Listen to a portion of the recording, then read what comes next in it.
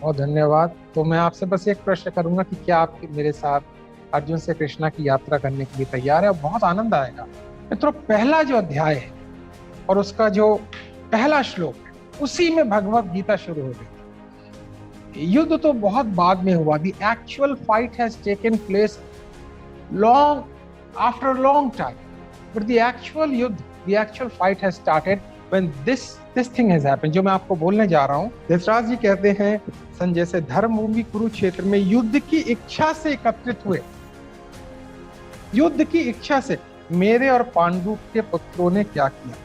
बस अगर वो ये जो मेरे वर्ड उन्होंने जो यूज कर दिया, यहीं से युद्ध शुरू हो जाता है। कहते हैं जो जो बकरी ज्यादा मैं करती है, कसाई अपनी धार सबसे पहले उस पर चलाता है। जो ज्यादा मैं करती। कबीर दास का एक दोहा था, जब मैं था तब हरि नहीं, जब हरि है तब मैं नहीं। प्रेम गली इतनी पतली है कि या तो मैं ही आ सकता या ईश्वर आ सकता। एक आध्यात्मिक गुरु मेडिटेशन कर रहे थे, तो एक समुराई, जापान में तलवार के फाइटर को समुराई बोलते हैं, और समुराई की खास बात होती है कि वो एक ही शॉट में आर पार कर देता है। तो एक समुराई एक आध्यात्मिक गुरु के पास जाता है, जिसको ज़ेन मास्टर कहते हैं। ये मारुति ज़ेन शब्द उसी से आया है। आपकी जानकारी लिए कि ज़ेन शब्द है, ये भारत के ध्यान शब्द से गया।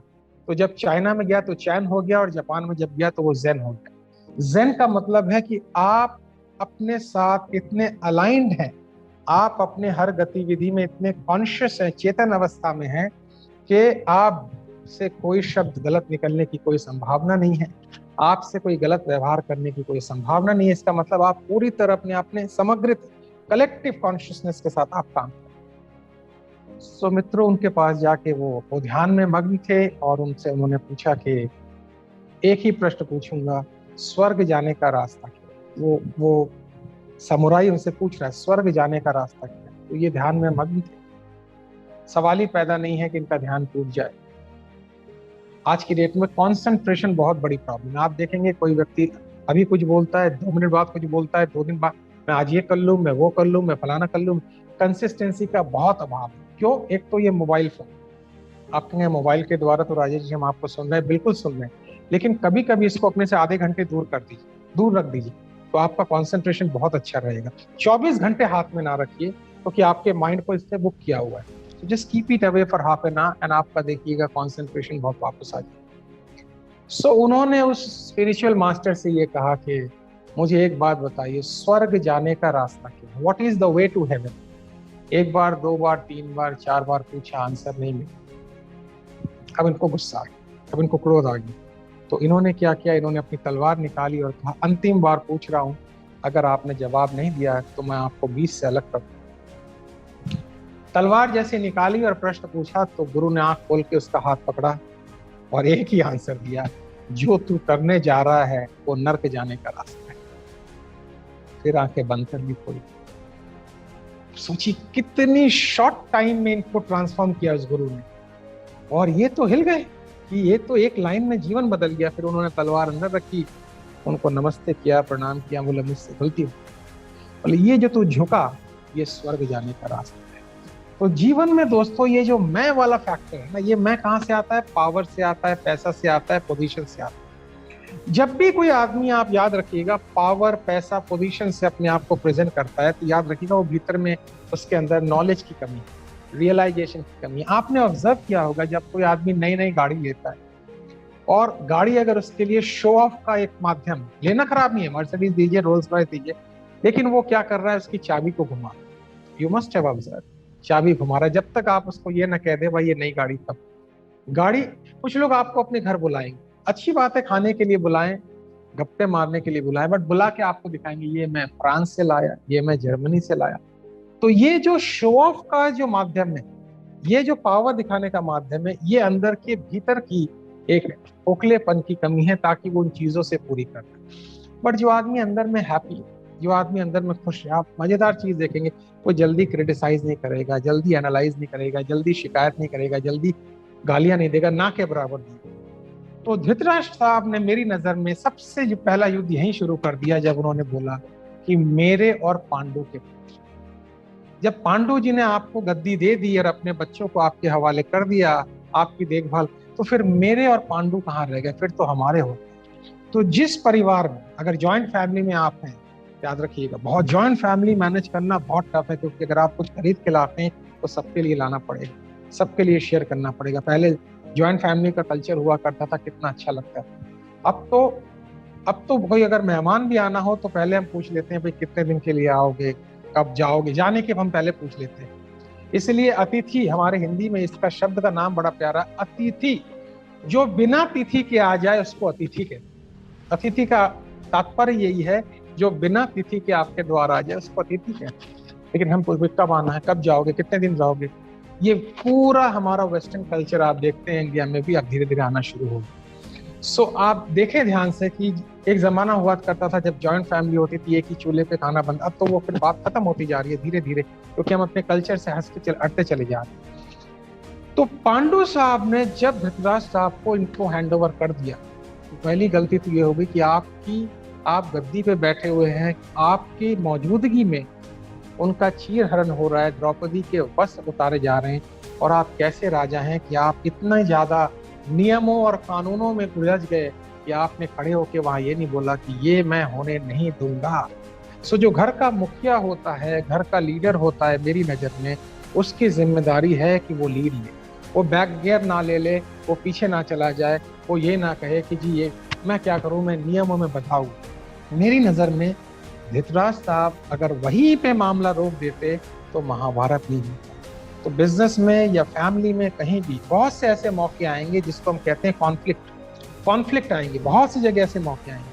आपका काम एज अ लीडर ये है कि आप लीड लें। अगर आप घर के मुखिया हैं, अगर आप बिजनेस लीडर हैं, आपका काम है आप लीड लें, और अगर गलत हो रहा है तो आप रिचुअल्स को फॉलो ना करके जो सही है उसका चुनाव करें। एनीवे, गाड़ी थोड़ी आगे बढ़ती है और हम थोड़ा आगे चलते हैं। अब युद्ध शुरू हो गया, लेकिन अर्जुन की स्थिति बड़ी विकट हो गई। अर्जुन को जहां पे निर्णय लेना था, अर्जुन को जहां पे एक्शन लेना था, अर्जुन को जब गाना गाने का टाइम था, वो उलझन में आ गया। आप देखिए वो क्या कहता है कृष्णा से, वो क्या कहता है, हे कृष्ण, ये श्लोक नंबर 25 पढ़ रहा हूं, एक नंबर श्लोक मैंने आपको सुना दिया। हे कृष्ण, यहाँ उपस्थित स्वजन समुदाय को देखकर मेरे अंग शिथिल हुए जा रहे हैं और मेरा मुंह भी सूखा जा रहा है। भाई पहले आपको नहीं पता था कि आपके अंकल, आपके मामा चाचा जो भी हो सब मौजूद होंगे, तो अब क्यों अंग शिथिल पड़े जा रहे हैं, अब क्यों मुंह सूखा पड़ा जा रहा है? तो जीवन में ऐसी बहुत सी परिस्थितियां आएंगी जब आपको अपनों से सामना करना पड़े। कोशिश करें कॉन्फ्लिक्ट को हैंडल कर लें, पर जब सामने वाला आप पे हावी हो जाए, देखिए इसीलिए हमारे भारतवर्ष में एक प्यारा वर्ड देते हैं, जो हम एक विचित्र देश है हमारा। मैं तो ये मानता हूँ, ये मेरी व्यक्तिगत फीलिंग है कि ईश्वर अगर मुझे कहीं दोबारा जन्म दे तो भारतवर्ष में। क्या नहीं है हमारे पास, अलग तरीके की क्लाइमेट है, हर तरीके का वेदर है, हर तरीके की नदियां हैं, हर तरीके की रिलीजन, लैंग्वेज, कल्चर। 3000 से ज्यादा भी अटैक हमारे ऊपर हुए, लेकिन आज तक हमने किसी के ऊपर अटैक नहीं किया, कभी किसी के ऊपर अटैक नहीं किया। और देखिए मजे की बात, हमने अपने आर्मी को हम कहते हैं डिफेंस, यानी हम अपने बचाव में अपने आप को बचाते हैं। और ऑफेंस का मतलब है कि कोई आपके ऊपर अटैक नहीं भी कर रहा है, लेकिन आप जाके बार बार किसी के ऊपर अटैक करें, क्योंकि आपकी प्रवृत्ति मारने की है, आपकी प्रवृत्ति काटने की। ये देश, कभी कभी लोग मुझसे पूछते हैं, राजेश जी आप एक थिंकर हो, आप, हम इतने सालों तक गुलाम कैसे रहे? और मैं विनम्र निवेदन करूंगा चैट बॉक्स में कोई कंट्रोवर्शियल बात ना डालें, मैं अपना वर्जन आपको दे रहा हूँ। हम इतने सालों तक गुलाम कैसे रहे? तो मेरा अपना विजन ये है कि हमारे में कोई कमजोरी नहीं थी, हम दुनिया के बिल्कुल सिद्ध कैटेगरी में आते हैं, हमारे यहाँ दुनिया के बेहतरीन विचारक पैदा हुए। हम गुलाम इस वजह से नहीं रहे, कारण बताता हूँ।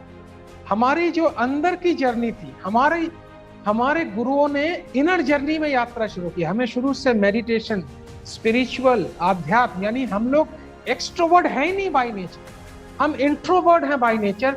हमें बताया गया कि वसुधैव कुटुम्बकम, यानी पूरी दुनिया आपका परिवार है। आपके घर में कोई आए तो वो आपके परिवार का हिस्सा है। तो मारने की प्रवृत्ति अगर हमारे अंदर नहीं है तो हम मारेंगे कैसे? तो मित्रों आप जरा ध्यान दें, यहाँ पे ये बात कही जा रही है अर्जुन से कि भाई तू नहीं मार रहा है, इन्होंने तेरे ऊपर युद्ध थोपा है, इन्होंने तेरे ऊपर परेशानी थोपी है, तो कम से कम जवाब देना पड़ेगा, वरना तुझे समाज, आने वाली जो पीढ़ी है तुझे कमजोर समझेगी। राम ने बहुत मौका दिया रावण को, बहुत ज्यादा। भगवान राम को कोई जरूरत नहीं थी कि वो हनुमान जी को भेजते कि यार एक बार बात करके देख लो मसला। हमारी प्रवृत्ति है कि हम मसले को बातों से सुलझाने का अंतिम चरण तक प्रयास करते हैं, आज भी करते हैं। मैं उस टॉपिक में नहीं जा, आज भी करते हैं। लेकिन जब मामला हाथ से निकल गया, तो युद्ध जब थोप दिया गया, तब राम ने कहा कोई उपाय नहीं है, हमें जवाब देना पड़ेगा, हमें जाना पड़ेगा। तो अगर आप पूरी बात को ध्यान से देखें तो युद्ध के पहले कृष्ण ने बहुत प्रयास किया, आपको पता होगा। कृष्ण गए, उन्होंने युद्ध को कहा इस युद्ध को ना होने दें। वहां तो दुर्योधन ने अपने अहंकार में, अच्छा दुर्योधन भी यहाँ पे एक अहंकार का उद्घोषक है, दुर्योधन पर्सनैलिटी ना लेके अहंकार ले ले। वहां पे दुर्योधन में अहंकार ने कृष्ण के ऊपर ही प्रहार कर दी कि तुम एक ग्वाले के बेटे हो, तुम्हारी क्या औकात, तुम्हारी हिम्मत है तो दिखाओ, तुम्हारे अंदर कहाँ ईश्वर है, अपना विश्व रूप दिखाओ। और कृष्ण ने अपना विश्व रूप 2 बार दिखाया था, एक तो वहां दिखाया था, दूसरी बार जब अर्जुन ने बोला उसके बाद वो विश्व रूप दिखाया था। तो अर्जुन कह रहा है कि मेरा मुंह सूखा जा रहा है। तो मित्रों, बहुत बार ऐसा मौका मिलेगा जब आपको चुनौती दी जाएगी, आपको ये कहा, आपके आत्मसम्मान को ठेस पहुंचाया जाएगा। चुनाव आपको करना है कि आप चुपचाप दब्बू होकर बैठ जाएं, या कम से कम खड़े होकर ये जरूर कहें मैं तुम्हारी तरह मारने में इच्छुक नहीं रखता, लेकिन चाहूं तो मैं भी मार सकता हूं।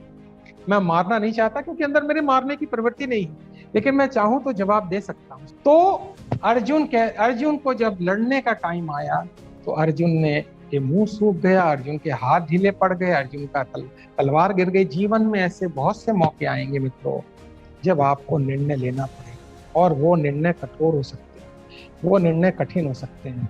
हो सकता है वो निर्णय उस व्यक्ति के अगेंस्ट लेना पड़े जिससे आप बहुत प्यार करते हैं, लेकिन परिस्थितियां पैदा कर दी गई, नहीं लेंगे तो भी मुश्किल होगी। तो अंदर में बहुत उस व्यक्ति के प्रति नम्रता बरतते हुए, प्यार बढ़ते हुए, जो उचित निर्णय उस समय होगा। जैसे मैंने देखा बहुत से फैमिली में डिस्प्यूट हो जाते हैं, फाइनेंशियल डिस्प्यूट हो जाते हैं, आपको निर्णय लेना पड़ता है। अगर आप अपने आप को प्रोटेक्ट नहीं करेंगे फाइनेंशियली तो मुश्किल में आ जाएंगे, हैंड टू माउथ हो जाएंगे, रास्ते में आ जाएंगे। बहुत सी फैमिली में ऐसा होता है। मुझे बहुत सी फैमिली में आर्बिट्रेटर के रूप में बुलाया जाता है। मैं टेक्निकली क्वालिफाइड नहीं हूँ, तो मैं कोशिश करता हूँ कि दोनों को पूरा जस्टिफिकेशन मिले, पूरा जस्टिफिकेशन मिले, ताकि दोनों अपनी जिंदगी को चला सकें। तो कृष्णा के सामने अर्जुन ने जब ये प्रश्न रखा, तो अगर आपने महाभारत ध्यान से देखी होगी, नीतीश भारद्वाज जी ने जो महाभारत में काम कर दिया है उसका कोई तोड़ नहीं है। तो सबसे पहले कृष्ण एक मुस्कुराहट देते हैं, और ये मुस्कुराहट बहुत कुछ कह देती है। ये मुस्कुराहट जो है, ये मुस्कुराहट कहती है, ये भैया तेरे को ऐसे मौके पे ये प्रश्न आया कैसे, जहाँ डिसीजन लेना था, जहाँ एक्शन लेना था, जहाँ आगे बढ़ना था, तूने मेरा टाइम और बर्बाद कर दिया। तो ये कैसे कृष्णा उसको जवाब देते हैं वो मैं बाद में आऊंगा। फिर देखिए आगे अर्जुन क्या कहता है। 25 नंबर मैंने सुना है, 26 नंबर में अर्जुन क्या कहते हैं, मेरे शरीर में कंपन हो रही है और हाथ से मेरा धनुष गिरा जा रहा है और मेरी स्किन भी जल रही है। यानी मानसिक तौर पे अर्जुन की बहुत ही दयनीय स्थिति पैदा हो गई।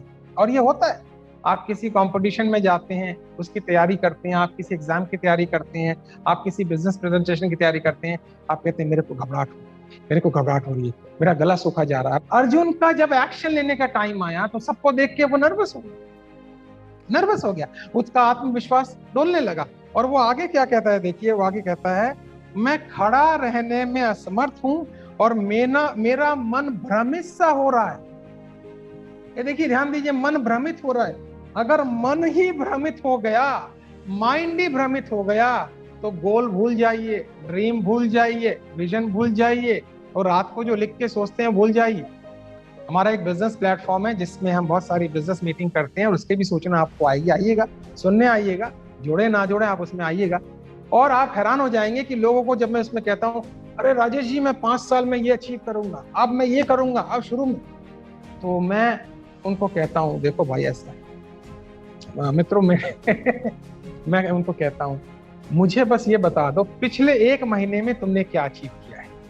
जब मुझसे कोई कहता है ना मैं 5 साल में करूंगा, तो मैं उनके पिछले 1 महीने की लिस्ट मांगता हूँ। तो कहते 1 महीने में तो ना, मैंने कहा यार कोई किताब पढ़ी आपने 1 महीने में, कोई गोल अचीव किया? अच्छा 3 महीने में बता दो। अच्छा कुछ भी नहीं। तो मैंने कहा जब पिछले 3 महीने में कोई अचीवमेंट नहीं है, तो मैं 5 साल पे कैसे विश्वास, नहीं एक बार मौका देके देखिए। मैंने कहा ठीक है, मैं तुम्हें 1 महीने का टाइम देता हूँ, फिर मुझे पता लग जाएगा कि तुम इस काम के लिए क्वालिफाई करते हो नहीं करते। 1 महीने बीत गए, 2 महीने बीत गए, एक दिन करूंगा जरूर। दोस्तों, जीवन कोशिश का नाम केवल नहीं है, नतीजों का नाम। आप कोशिश कर रहे हैं ठीक जगह तो नतीजे पक्के आएंगे। ये कोशिश भी नहीं करता। एक बार ऐसा हुआ कि आलसियों की कंपटीशन हुई, बहुत सारे आलसी बैठे हुए थे रास्ते पे, उनकी कंपटीशन। तो राजा ने डिक्लेयर किया कि जो सबसे बड़ा आलसी होगा और मेरे पास आएगा और प्रूफ कर देगा कि वो सबसे बड़ा आलसी है, उसको बहुत सारा मैं पैसा उपहार में दूंगा। तो राजा अपना रथ लेके चला गया। सारे आलसी आए, उन्होंने अपनी कहानी बताई, देखो मैं जी इतना बड़ा आलसी हूं, मैं ये नहीं कर पाया, वो नहीं। एक आलसी बैठा, उससे कहा जब आपने कह ही दिया है मैं आलसी हूं, तो मैं आपके पास क्यों आऊं, आप मेरे पास आइए। तो राजा ने इनाम उसको दे दिया। तो कुछ लोगों ने आलसी में डॉक्टरेट की होती, एक दिन में ये करूंगा, कल मैं करूंगा। कल नहीं है, जिसका आज ठीक नहीं है उसका कल कैसे ठीक हो जाएगा? क्योंकि कल भी वही व्यक्ति रहेगा मानसिक भ्रमित। मन जिसका भ्रमित है उसका कल भी मन भ्रमित रहेगा, 3 दिन बाद भी भ्रमित रहेगा। आप उससे पूछिए 25 साल में कितने लक्ष्य अचीव किए, वो कहेगा अब मैं करूंगा। अभी तक मन तैयार ही नहीं है। तो अर्जुन यहाँ पे जो लॉजिक दे रहा है, देखिए बड़ा प्यारा लॉजिक दे रहा है। अर्जुन कह रहा है मैं खड़ा रहने में असमर्थ हूँ, मेरा मन भ्रमित सा हो रहा है, हे कृष्ण मुझे आगे दुर्भाग्य की दृष्टि दिख रहा है। अच्छा देखिए, कृष्ण के सामने बोल रहा है कि मुझे आगे विनाश ही विनाश दिख रहा है। अरे भाई, किससे बात कर रहा है तू?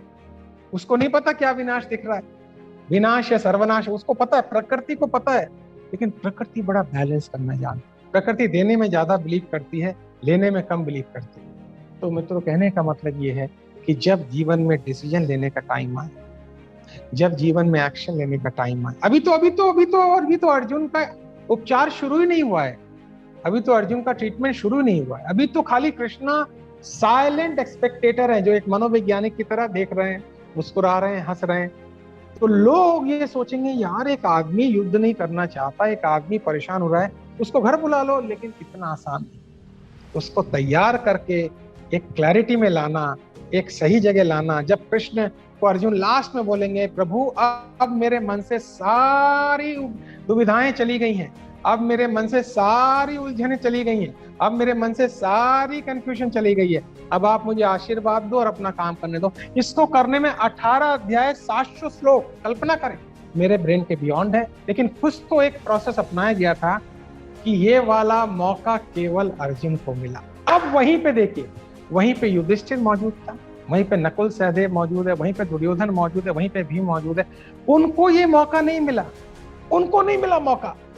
और ये कारण इसका ये है उनको मौका नहीं मिला क्योंकि जिसके अंदर भूख है, जिसके अंदर प्यास है, जिसके अंदर तड़प है, गुरु उसी को मौका देता है, मेंटर उसी को मौका देता है, कोच उसी को मौका देता है। जिसको अगर गुरु फोन करके पूछे तुम्हारा क्या हाल है, तुम्हारा बिजनेस कैसा चल रहा है, तुम्हारी लाइफ कैसी चल रही है, इसका मतलब इसके अंदर कोई तड़प, कोई भूख, कोई प्यास नहीं। तो आपको गुरु के पास जाना पड़ेगा, आपको कहना पड़ेगा मैं आपसे सब कुछ लेना चाहता हूँ। रविंद्रनाथ टैगोर और अविंद्रनाथ टैगोर बैठे हुए थे। रविंद्रनाथ टैगोर के चाचा का नाम अविंद्रनाथ टैगोर, और अविंद्रनाथ टैगोर एक बहुत बढ़िया पेंटर, टैगोर फैमिली पूरी क्रिएटिविटी में थी। अविंद्रनाथ टैगोर साहब जी के चेले ने उन पेंटिंग बना के लाए, और पेंटिंग देखते ही अविंद्रनाथ टैगोर ने उसको फेंक दिया और कहा बकवास पेंटिंग, इससे तो कहीं अच्छा मेरा जो रसोईया है वो बना सकता है, दे जा वापस। तो रविंद्रनाथ टैगोर कहते हैं अरे चाचा ये तो अच्छी पेंटिंग थी, क्यों फेंक दी? तो अविंद्रनाथ टैगोर कहते हैं जितनी इसकी क्षमता है उसके हिसाब से ये कुछ भी नहीं है, मेरी आंखें देख सकती हैं, इसकी क्षमता बहुत ज्यादा है। 6 महीने बाद वो लड़का पेंटिंग दोबारा लाया। अविंद्रनाथ टैगोर ने देखा, मजा आ गया पेंटिंग। तो उन्होंने कहा 6 महीना क्यों लग गए बेटे? बोले आपने कहा था ना रसोईया मुझसे अच्छा बनाता है, तो मैं 6 महीना उसी से सीख रहा। तो जिस व्यक्ति में इतनी श्रद्धा है उसको तो बस परिवर्तन उसका होना है, उसका जीवन बदलना है। अभी तो खेल शुरू नहीं हुआ है। आप हैरान हो जाएंगे, एक जगह ऐसी आएगी जहां पे श्री कृष्ण ने अर्जुन को नपुंसक तक कह दिया है, नपुंसकता की मानसिकता तक कह दिया। अब ये एक ऑफेंडेड वर्ड है, चुभने वाला वर्ड है। आज किसी भी आप अपने शागिर्द और चेले को ऐसा वर्ड कह दो तो शायद वो पलट के आपको जवाब दे दे, थप्पड़ मार दे। इसीलिए लोग परिवर्तन होने में टाइम लगते हैं। लेकिन अर्जुन ने बड़े ग्रेसफुली उसको सुना, क्योंकि अर्जुन को ये पता था कि ये बंदा मुझे उलझन से सुलझन की ओर ले जाए, कंफ्यूजन से क्लैरिटी की ओर ले जाएगा, मेरे को वहां पहुंचा देगा। युद्ध तो एक नाम मात्र का रह गया, लेकिन पूरी यात्रा के दौरान अर्जुन को जो मिला तो बाकियों को नहीं मिला। युधिष्ठिर को तो पहले मिलना चाहिए था। नियम कानून के मामले में युधिष्ठिर कहते हैं उससे बढ़िया कोई नियम कानून मानने वाला नहीं। पर कृष्णा ने युधिष्ठिर को जवाब ये दिया बाद में जब युद्ध खत्म हो गया कि ये कैसा नियम, ये कैसा कानून जहां तुम्हारी पत्नी के वस्त्र उतारे जा रहे हैं और तुम एक शतरंज के खेल में एक जो भी उसका नाम आप दे दीजिए, उस खेल के चक्कर में ऐसे पड़ गए कि अपनी पत्नी को तुम नहीं बचा सकती। ये कैसा नहीं। तो जीवन में मित्रों ऐसे बहुत से मौके आएंगे जब आपको डिसीजन लेने पड़ेंगे और आपका पुराना मन रोकेगा। मैं ऐसे बहुत से लोगों को जानता हूं जो आज से नहीं 17 साल 20 साल 25 साल हो गए, एक दिन मुझे मोटिवेशनल स्पीकर बनना है, एक दिन मुझे ट्रेनर बनना है। आज तक ना उन्होंने वेबिनार दिया, आज तक ना उन्होंने ट्रेनिंग दी, आज तक ना उन्होंने किताब लिखी, आज तक ना उन्होंने कोचिंग ली। एक दिन बनना है, एक दिन बनना है, एक दिन बनना। मैंने कहा यार कूदो कूदो। एक चोर था जिसकी चोरी में मास्टरी, और उस गांव के हर लोग ये चाहते थे कि वो चोर हमारे घर में आए, क्योंकि तमाम तैयारियों के बावजूद भी लोग उसको पकड़ नहीं पाते थे। तो लोग कहते थे एक बार हमारे घर में आए, चाहते हैं हमारे घर में चोरी। तो जब बुढ़ा होने लगा तो उसने कहा बेटे अब ये हुनर तेरे को लेना है। तो बेटे ने कहा पापा सिखाइए, पर ये बैठ के सिखाने का काम नहीं है, आज रात की चोरी तेरे नाम, तू लीड करेगा, मैं पीछे पीछे रहूँ। तो बेटा लीड कर रहा है, धीरे धीरे अंदर जा रहा है, किचन में चला गया। जैसे किचन में चला गया तो पिताजी ने बर्तन किचन के गिरा दिए और चिल्लाया चोर चोर चोर चोर कहके पिताजी भागे। अब यहां से उस बेटे को निकलना है। अब जैसे ही लोग वहां घर में उठने शुरू किए तो बेटे ने बिल्ली की आवाज निकाली, तो लोगों ने सोचा बिल्ली है। फिर वो जब भागने लगा तो लोगों ने कहा नहीं चोर ही है। अब बेटा भी भाग रहा है, पिताजी तो पहुंच गए घर। भागते भागते भागते रास्ते में कुआं आता है, तो बेटा क्या करता है, एक पत्थर लेके कुएं में डाल देता है। लोगों ने सोचा चलो जो भी था वो कुएं में गिर गया। अब ये आके अपने पिता के पास सो जाता है और कहता है ये कैसे बाप को तुमने मेरी जिंदगी बर्बाद कर दी, एक तरीका है। तो बाप ने कहा चुपचाप सो जाओ, पहुंच गया ना, अब तू चोरी में मास्टरी हो, अब तू चोरी में मास्टरी हो। मैं ये नहीं कह रहा आपको चोर बनना है, गलत मत लीजिएगा। मेरे को कहने का मतलब है कि जीवन में निर्णय ही सब कुछ है, डिसीजन ही सब कुछ है। आज आप इस वक्त जो आप मुझे सुन रहे हैं, आज आप जो भी हैं वो तमाम उन डिसीजंस का नतीजा है जो अब तक आपने लिया है इस वक्त तक। आज के बाद आप जो भी होंगे वो तमाम उन डिसीजंस के नतीजे होंगे जो आप इस वक्त लेंगे। आज से 25 साल 30 साल बाद जब आपसे पूछा जाएगा आपके अंदर इतनी क्षमता थी तो क्यों, तो आप कहेंगे ड्यू बिकॉज ऑफ इस कारण मैं निर्णय नहीं ले पाया। और जीवन में बिकॉज ऑफ नहीं होता, इन स्पाइट ऑफ होता है। इस कारण के बावजूद मैंने निर्णय लिए, इस कारण के बावजूद मैंने निर्णय लिए। आपके जीवन में भी वो सारी क्षमताएं हैं। तो अगर आप अर्जुन से कृष्णा को ठीक से यूज करना चाहते हैं, इससे पहले कि हम अगले फ्री सेमिनार में मिले, हमारे पेड और फ्री दोनों सेमिनार होते हैं, रात को अपने जीवन के तमाम गोल्स बनाइए और निर्णय और एक्शन लेना शुरू कीजिए। बहुत से विचार आएंगे, ये वजह वो वजह, कोई वजह प्रकृति नहीं मानेगी। अर्जुन को आगे समझाएंगे भाई कोई वजह नहीं है, अब तू मैदान में उतर चुका है, एक्शन ले, आगे चल, जिंदगी को बेटर बना। इसी को कहते हैं एक यात्रा अर्जुन से कृष्णा की ओर, a journey from confusion to clarity. इसी के साथ मैं आपको मुबारकबाद देता हूं और आपसे जल्दी मुलाकात होगी। नमस्ते और बाय बाय।